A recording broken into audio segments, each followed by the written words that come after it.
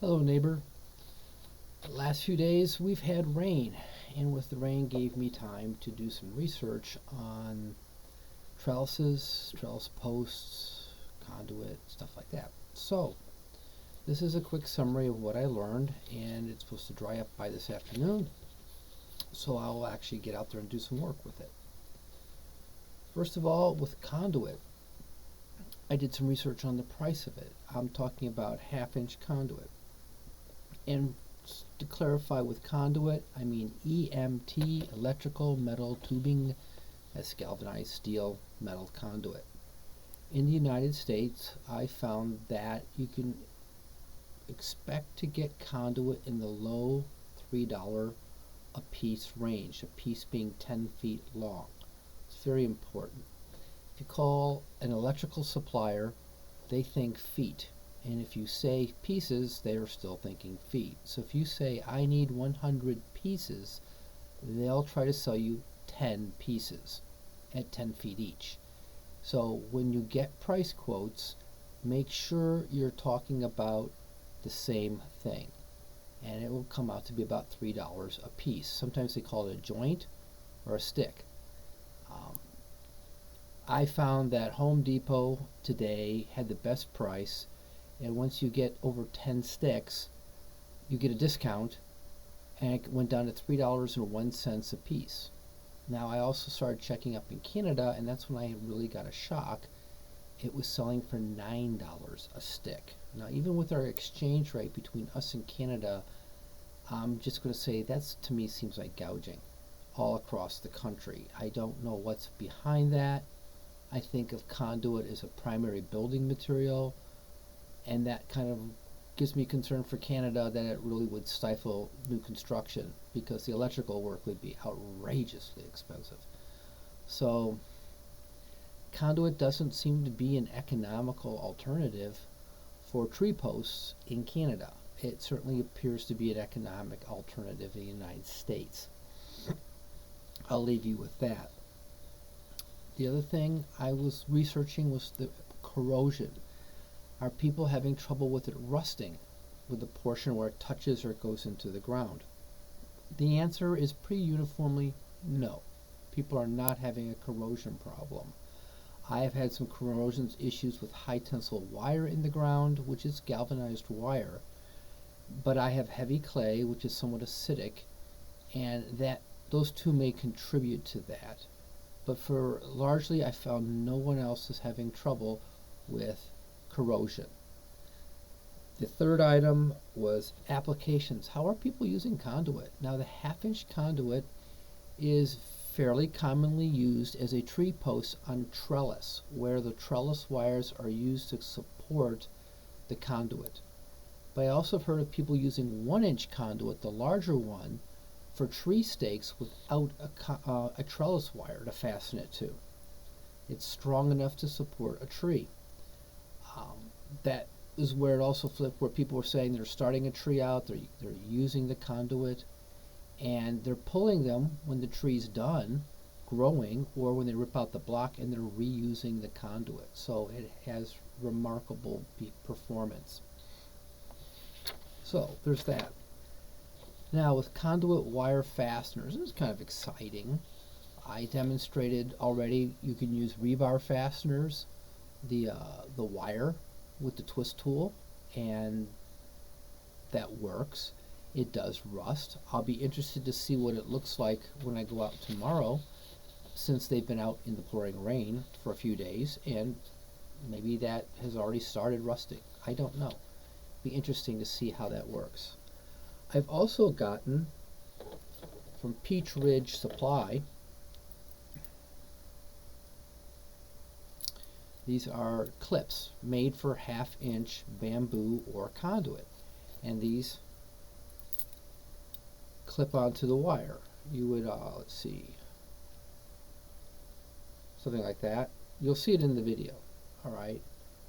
These are galvanized. They're very smooth, and these may be an economic alternative to using the rebar wire, which may rust and may have some problems with it, and it does not require a tool. So these may be a luxury alternative to rebar wire. Very nice. I'm looking forward to trying these out. Oh, by the way, with the clips, the one thing with them is you buy a box of them right now. I did not ask Peach Ridge if they will sell singles, so you may have a logistics issue there to resolve. I don't know. Now, alternatives to Conduit, I'm sure you know about bamboo, but bamboo does rot in the weather, so it's not going to last as long as the tree is going to be standing there. People have talked about you crimp a wire to the top stay and you let it hang down and then you put fasteners to that. I don't get it, I'll be perfectly honest. Maybe some of you could add some constructive experience down below. I'd appreciate that. And a new product on the market that I'm excited about is the Evans Manufacturing, is a family-owned outfit out in Washington State, has a product called the Universal Tree Guide that is in part works with their clip-on wire stay system, and it hangs from the wires on your trellis, leaves a vertical rigid, that to me is important, it's a rigid bar going up for the tree to be. You can use a tappiner tool, you can use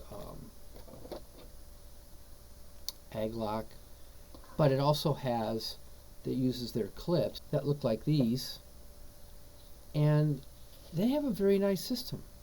They're extremely competitive. The entry seems to be 500. I don't know. There may be a point where it's not cost effective to order a small lot, and Conduit would be a solution for you. You can buy singles of these. OESCO up in Maine, no, Massachusetts, sells these. So if you only wanted these, it would work. So that's an exciting product, and I'm expecting samples to arrive any day now, and that's going to be very cool to share with you. I am looking for a solution. My orchard was meant to be a 500 tree orchard.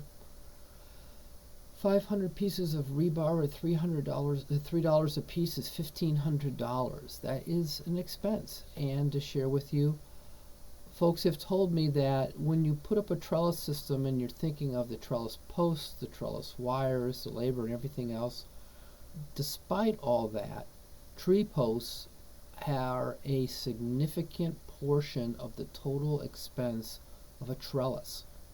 And if you don't account for all of that, you may be in for an unpleasant surprise when you start planting trees and putting things up and you're going, you need to support your trees. So when I find low-cost alternatives for anything, I'm all about that. Or how to shop it out, I'm all about that too. If you're committed to the idea of Conduit, ask around in your region, meet and greet other growers, and ask them how they sourced their Conduit and what they paid for it. I'm hearing that down in towards the lower section of Pennsylvania, which is a traditional apple growing region, that there are suppliers down there that may sell seconds or off Conduit that didn't really make the grade for home electrical, for commercial electrical work, and it's more cost effective. Or they will wholesale in quantity to orchards, which is what I'm talking about. Because electrical supply houses here, you may say, I need 500 pieces, and you're not going to get a discount.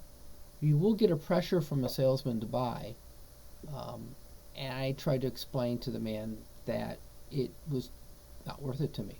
I can still go to a big box and get it for less. So that's what I know about Conduit fastener options. I like this. This is a very clean solution. I can't wait to demonstrate it and you be the judge if it works for you when you look at the price.